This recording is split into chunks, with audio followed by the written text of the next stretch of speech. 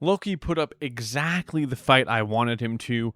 Emu really can throw hands, and gives us more details on Omen. However, he is also stuck in the past like a child. And it is looking like now more than ever, we are going to need Luffy back up on his feet. So we open up with Loki and Emu having some bonding time, right? Some bro time, a little bit of a back and forth, if you will. Loki surmises that Emu tricked his dad and as such is at fault for his death, stating that at 144 years old as a giant, Harald died way too young.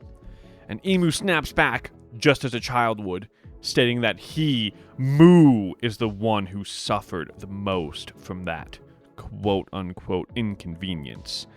And this really hits home just how detached Emu really is from everything. And it really might hit even more towards him seeing all of his subordinates as tools, something that I think we all kind of already assumed. Loki has a flashback to Harold's last words, and as this happens, he shouts out, "Back then, what did you do to my father?" At the same time, we see a lightning bolt coming from the sky towards Ragnir, and Loki shows us a new attack. Ragna Izuchi. Ragna being derived from Old Norse and meaning something to the effect of divine counselor or deciding one, and Izuchi being an old form of Japanese that can mean which way or which direction. So I see this attack as being something akin to divine counselor's direction, which sounds pretty cool. Granted, not as cool as Ragna Izuchi. We see Emu reach out his hand and use Maki to meet Loki's attack head-on. While we can't see what kind of symbol he uses here, this Maki is one with a devil's face. And the more I see the art, I'm starting to think that maybe all of the Maki attacks have this devil's face. At least the ones that are the little ghost-shaped guys. The force of this pushes Loki and Ragnir back, to which Loki asks what sort of power Emu has. And I'm going to say, right here, I know, I've got the answer. Emu has the power to hit the like and subscribe button. And he's now giving that to you through Maki. Oh, and the bell as well. So really, if you like my channel, if you like what I'm saying, if you like my beard, please follow Emu's direction, and I can guarantee that I would greatly appreciate it. And we learned this from the last chapter. I might interchange Omen and Maki. It's the same thing. In the translations, they call it Omen, so I'll probably try to say that more often. But just know that Omen and Maki, they're the same thing. Now here we see something very interesting, and with it, we get a bit of a rundown on how Emu views each of his abilities. To start with the interesting part, Emu uses Omen to gigantify himself, and it is in a very similar way to how Luffy gigantifies himself, with Emu's arm puffing out, and I can presume spreading to the rest of his body, right? And so it brings him to a size closer to Loki.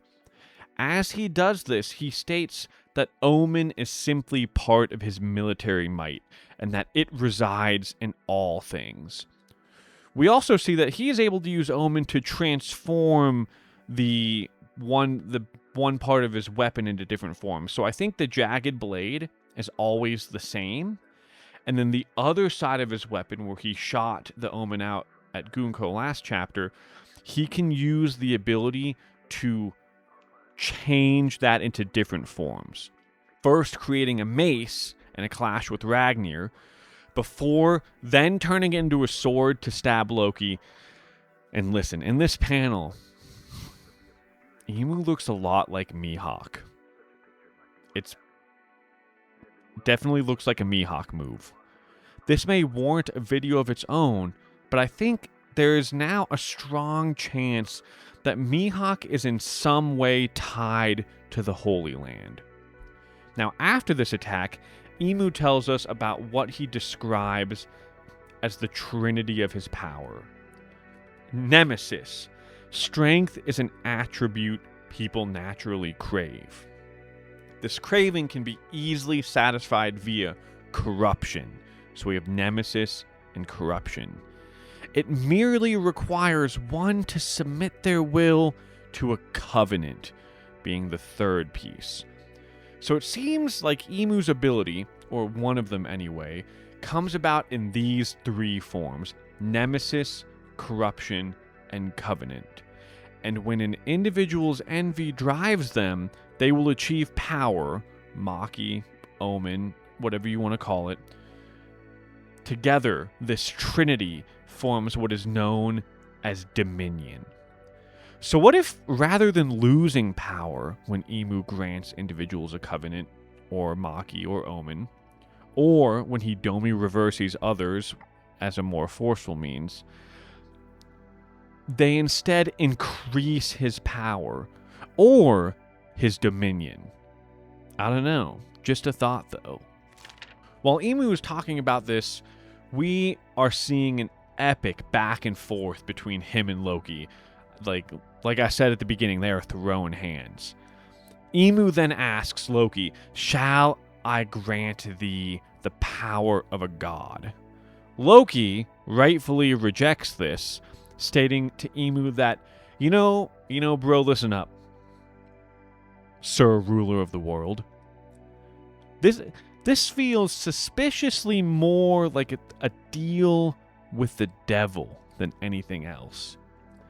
And Emu asks a peculiar question: is there a difference between a god and a devil? Now, I find this curious because Emu's powers and Luffy/Nika's powers, they really seem similar. In fact, the more I see Emu fight, the more similar they become. And this is starting to make me think that in the One Piece world, perhaps there is not a clear line in the sand between the two, between devil and god. And instead, the difference will come down to how the power is being used by each individual who wields it. And I gotta say, I would really like this, because it would lend itself towards Luffy not bringing the dawn of the world because he has Nika's powers, but instead Luffy bringing about the dawn of the world because of who he is as an individual. In my opinion, this would really help ground things as we go further into the final saga. Yeah, so we see Loki flat out refuse Emu, stating that he won't let himself be dominated by anyone. You got that? And Emu hits us with another interesting line, stating that the world itself rejoices in a state of dominion. We then see a brief flashback of Joy Boy and someone else. Is that Lily? Oh, it had better not be Lily. Because if that's the case, in 800 years, Emu still cannot get over his situationship.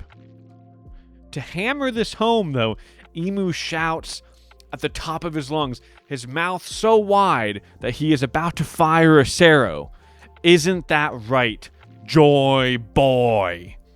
He then lets off a burst of Maki so strong. I'm assuming it's Maki. It could be Haki, but we're going to say it's Maki. So strong, so powerful that Luffy, who is chowing down, really picks up the pace, stating that he has never felt anything like this before, and that it is so heavy, it is like he is suffocating.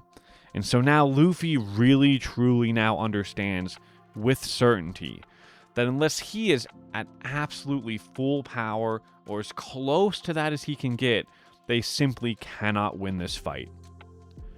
Loki, however, is not done yet, and with an attack from Ragnar, sends Emu flying, while stating that Emu, who is still daydreaming, is clearly underestimating him. Now, while this may or may not be true, the only hit Loki landed on Emu so far was while he was distracted. Whereas earlier in the fight, Emu stabbed Loki pretty effortlessly. So while they are both strong, and while Loki is almost certainly not at full power, we are seeing firsthand here the difference between him and Emu. Loki then goes into his Nidhogg form and fires a Thorheim. And I just realized, it took me this long to think about this when I was writing this, but Oda is totally still holding back Loki's hybrid form. Like, bro, Goda, when do we get to see it? He's literally fighting the ruler of the world. What better stage is there for Loki's hybrid form? Perhaps that will come next. Emu prepares a Maki in response for this, an omen, and the chapter ends with him stating that Nidhogg really has returned. And the way he is smiling and talking, it almost makes it seem like he is happy. You know, almost as if he is seeing an old friend again. Very different from his reaction to thinking about Joy Boy. And another thing I can't seem to shake the thought of is Emu's memory being disjointed in specific ways. Last chapter, he asked who the king of Elbaf is, even though he should know it has no king. And now in this chapter, he mentions Nidhogg returning, even though a few chapters back in his blob form, he tried to Domi reverse them and literally said, Nika, Nidhogg, this fight will divide the planet.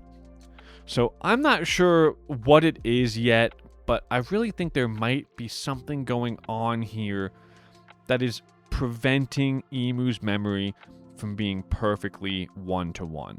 In any case, this was a crazy chapter, just like the last one. It was so fun seeing an all-out brawl between Emu and Loki.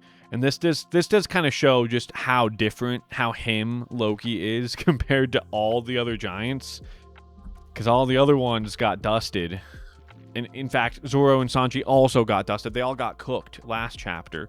And here, even while Loki is more prepared, he is faring much better. So did I miss anything? Is there anything you'd like to add to this discussion or talk about further?